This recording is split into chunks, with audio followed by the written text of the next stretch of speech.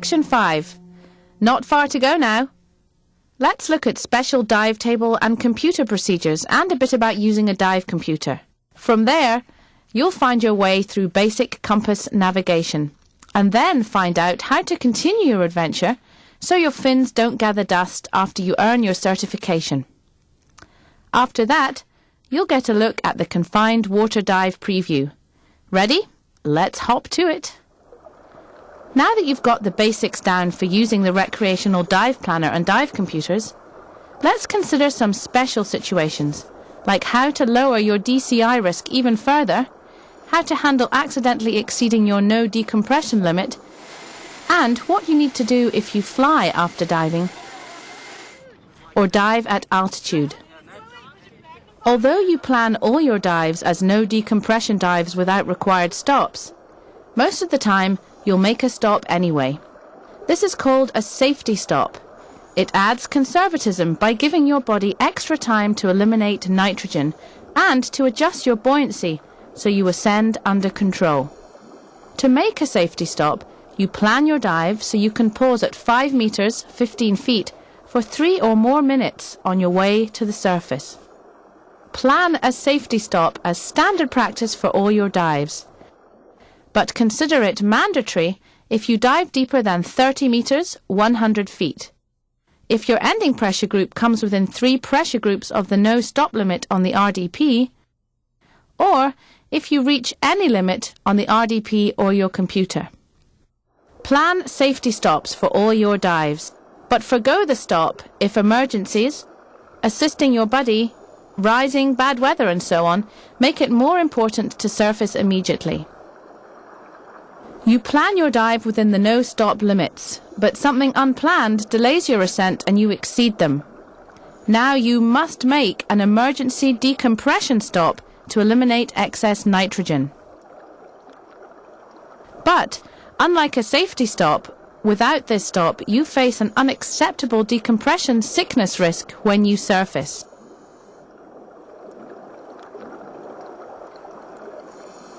With the RDP, if you're no more than 5 minutes past the limit when you start your ascent, make an 8-minute or longer stop at 5 meters, 15 feet. After surfacing, don't dive for at least 6 hours to reduce the high nitrogen in your body. If you're more than 5 minutes over the limit, a 15-minute stop or longer is urged, air supply permitting. If not, stay as long as you can. Then don't dive for at least 24 hours. As an added precaution, you can breathe emergency oxygen if available, and in any case, monitor yourself for decompression sickness symptoms. Emergency decompression methods vary somewhat with the computer, so check the manufacturer's instructions. Regardless of type, all specify the stop depth and show you when it's okay to surface. It's not recommended that you make a repetitive dive after a dive requiring emergency decompression, even if your computer will calculate it for you. Remember that in recreational diving, required decompression stops are for emergency situations only. As you recall, when you ascend to a higher altitude, pressure decreases. Dive tables and most computers give you limits based on surfacing at sea level. At altitude, there's less pressure, so nitrogen in your body can form bubbles more easily after a dive.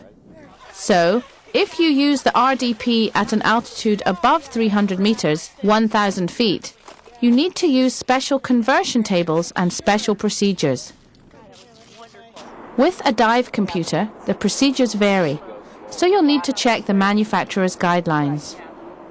In any case, if you'll be diving at altitude, see your PADI Dive Centre resort or instructor about the gear you need and the Altitude Adventure Dive and the Altitude Diver course.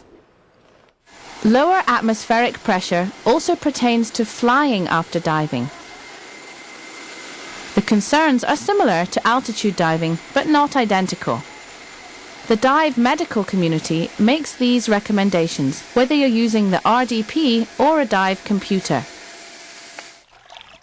First, after a single dive, a 12-hour minimum surface interval is required to be reasonably assured you remain symptom-free from decompression sickness upon ascent to altitude in a commercial airliner with a cabin pressure up to 2,400 meters, 8,000 feet. Second, after repetitive dives, diving several days in a row, or a dive requiring decompression stops, the medical community suggests a minimum surface interval of 18 hours before flying. The greater the duration before flight, the less likely decompression sickness will occur. At the present, there aren't any guidelines for driving to altitude after diving, so the prudent action is to be conservative. Flying after diving and decompression recommendations change over time, and it's your responsibility as a diver to keep up with and follow the most current guidelines. Read dive publications and keep in touch with your dive centre or dive resort. In the last section, you learned to plan your dive with the RDP as though it were 4 meters, 10 feet deeper than it really is if the dive's particularly cold or strenuous. How you do this with a computer depends on the type. Some types have sophisticated models that readjust if the water's cold or your breathing rate's high. Others may have settings that allow you more conservative limits, but if not, you'll need to make sure you always have ample no-stop time showing. It's especially prudent to make a safety stop at the end of a cold or strenuous dive. From previous discussions, you've learned a lot already about diving with computers, but it's important to keep several points in mind when using your dive computer. First, remember that computers are essentially calculators with built-in depth gauges and timers. They're no more or less valid than dive tables, and they don't track anything physical in your body. The recommendations for conservative diving with tables apply to diving with computers. Don't share your computer. You and your buddy should have your own. You end your dive based on the most conservative. Leave your computer running between dives. Most won't let you turn them off anyway, but if you pull out the battery or something, it loses its memory of your residual nitrogen. That means no diving for 24 hours or more. Let your computer shut down on its own. Generally, plan your dives so you make the deepest dive first. During the dive, start at the deepest point and progress shallower. Dive conservatively by staying well within computer limits. Try to have 5 or more minutes no-stop time remaining at all times.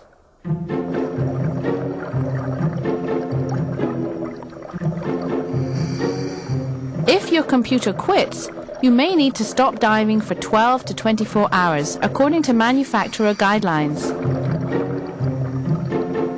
If it quits underwater, ascend immediately to 5 meters, 15 feet, and make a stop of 5 minutes or more before surfacing.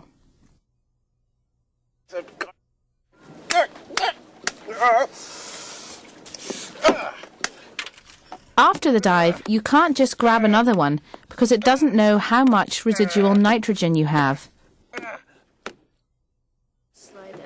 If you've been tracking your dive times, depths and surface intervals and staying within RDP limits, you can continue diving with it. If not, you'll probably have to wait until the next day.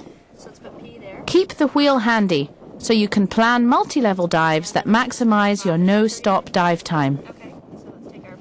Don't blindly accept everything your computer says. It can fail, just like any other piece of gear. Read the manufacturer's instructions completely before using your computer. You can learn more about diving with computers in the PADI Multi-Level Diver course. During your open water dives, you'll learn the fundamentals for navigation. Effective navigation makes diving more fun because you don't waste time finding the best parts of the reef. You know where you are, and you can return to your exit point with ample air. With experience, you'll learn to navigate from environmental cues. But even then, you'll find compass use makes it easier to figure out where you are and where you're going. Using a compass is based on the fact that a compass needle always points to the North Pole. By knowing where north is, you can determine any other direction. An underwater compass has 4 features you use for navigating. The lubber line indicates your travel direction. It runs straight through the center of your compass. When compass navigating, you always travel along the lubber line. The magnetic north needle is a needle or an arrow printed on a disc that rotates so that it can always point to magnetic north. The bezel rotates so you can align the 2 index marks over the compass needle, helping you maintain a straight line while you swim. Most underwater compasses have the heading references in degree heading numbers so you can record your travel direction. To navigate, first you need to hold your compass correctly, level and squarely in front and ahead so the lubber line aligns with your body center line.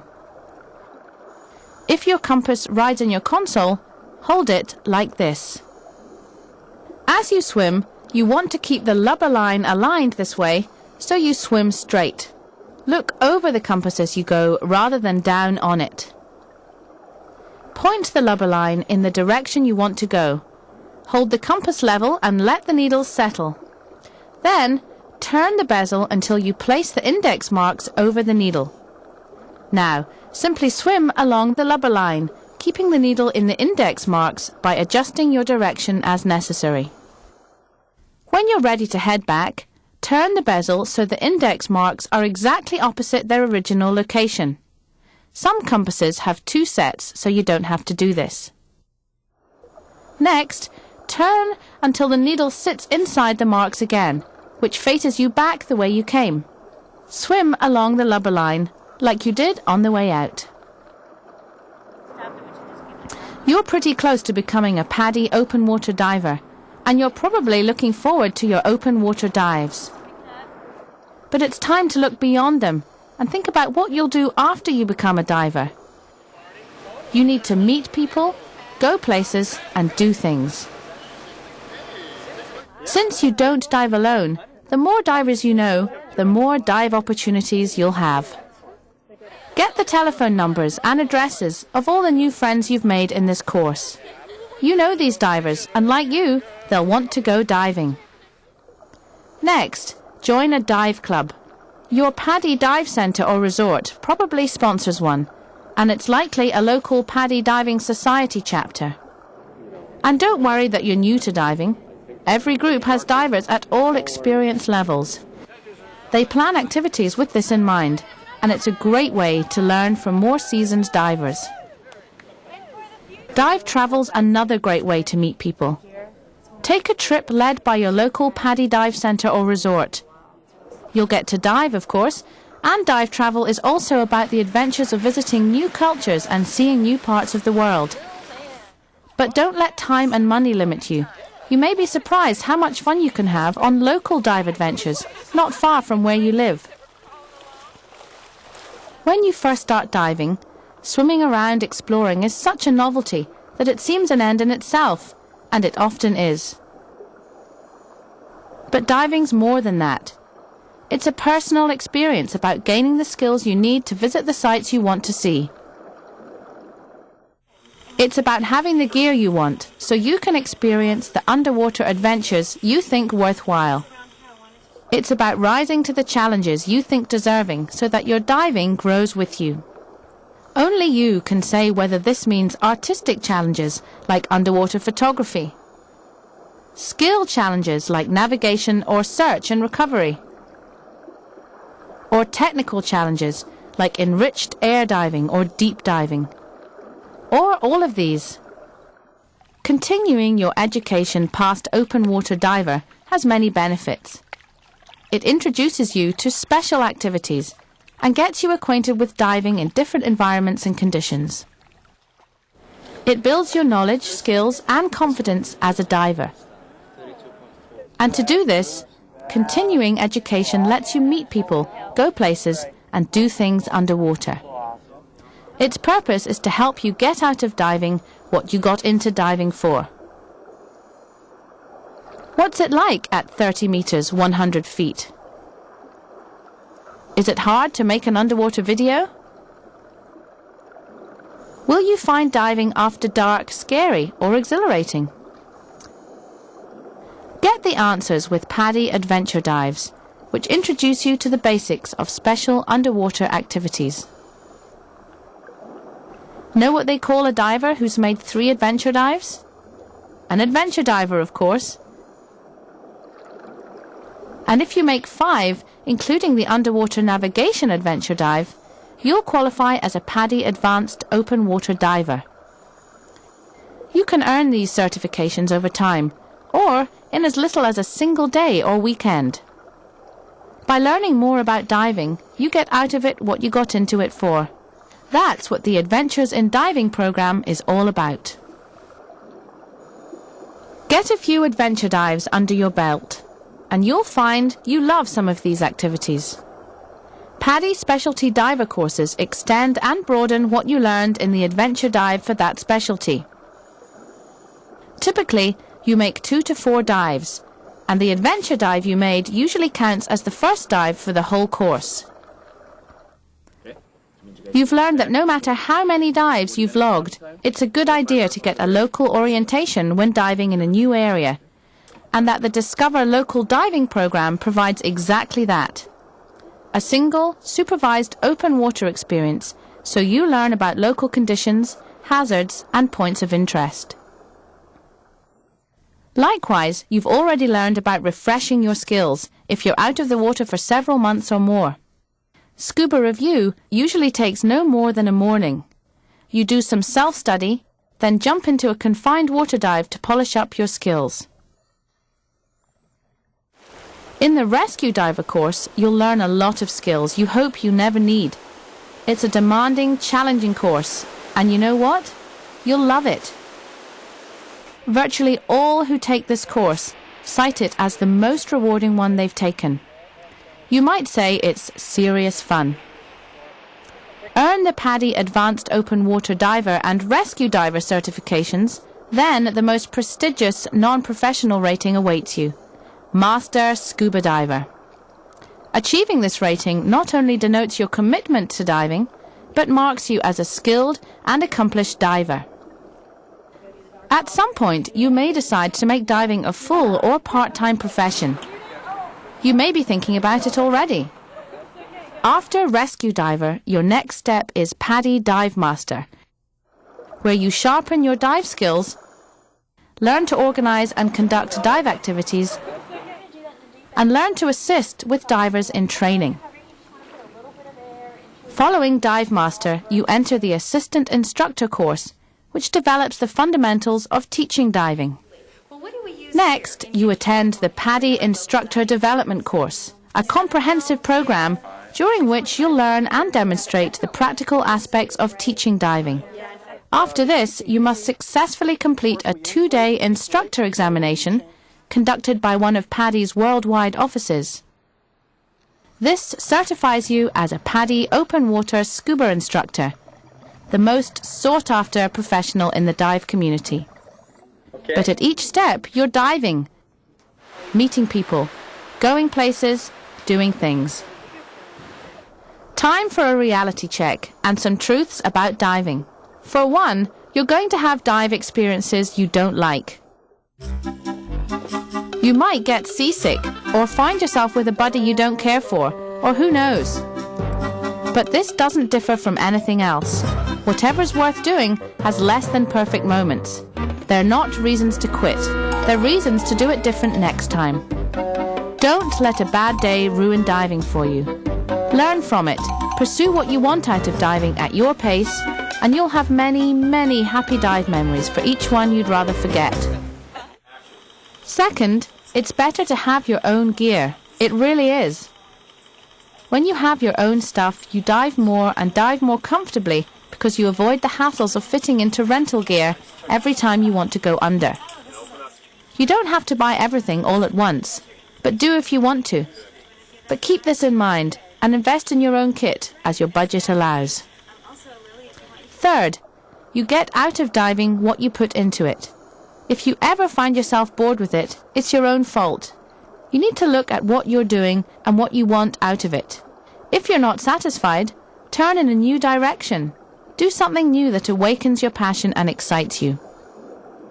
There are divers who've made thousands of dives in more than 30 years, and for them, diving is still fresh and new. They're still meeting new people, going new places, doing new things. Only you can make yourself reach for what's new and exciting in diving.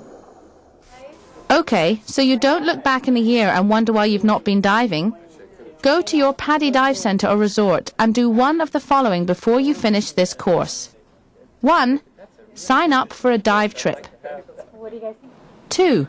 Sign up for a local dive with the Stores Club or the local PADI Diving Society chapter. 3. Sign up for a PADI specialty course, the Adventures in Diving program, or an adventure dive. 4.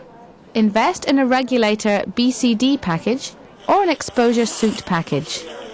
Do not leave until you do one or more of these. No, we're not kidding, because research shows that people who immediately travel, get involved with a dive club, continue their education and invest in their own gear are more likely to get out of diving what they got into diving for. Plan your next step now. Meet people. Go places. Do things. Underwater. It's almost time for your last confined water dive. You'll learn a couple of new skills and polish the ones you've already mastered. There may be times you need to remove and then replace your weight system. To remove a weight belt, release the buckle and grasp the free end. Pull it clear, but hold it close so it doesn't pull you over. Whether at the surface or underwater, there are 2 ways to put your weight belt back on. For one, lie horizontally, face up. Hold the free end at your right hip, then roll to the left face down so the belt drapes across your back. Check for twists, misadjusted weights, and secure the buckle.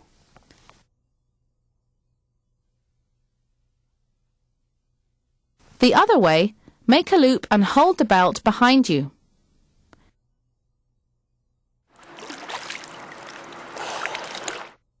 Reach back and take an end with each hand, making sure your left hand gets the buckle.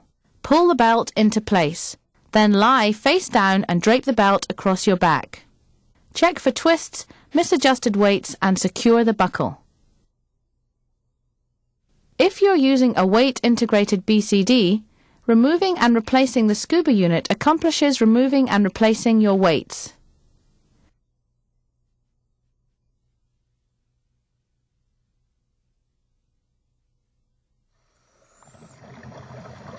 You may need to remove and replace your scuba unit to adjust it, to clear an entanglement, or when entering and exiting from a small boat. Underwater, make sure all the air's out, and then take it off from the left so you don't pull the regulator out of your mouth. You can replace it by reversing what you just did, putting it on right side first, again so you don't tug the second stage from your mouth. Or you can put the unit on overhead. Lay the unit face up in front of you, like this. Note the second stage between the arms as you put your hands through the sleeves. Then lift it overhead and lower it into place. Make sure your hoses are clear and fasten the waist strap.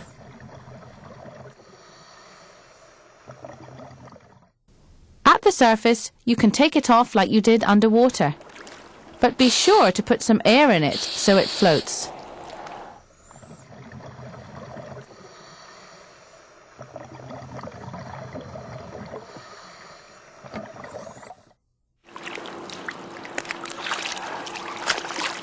To put it back on, try making the unit slightly buoyant. Then sit on it with the tank between your legs.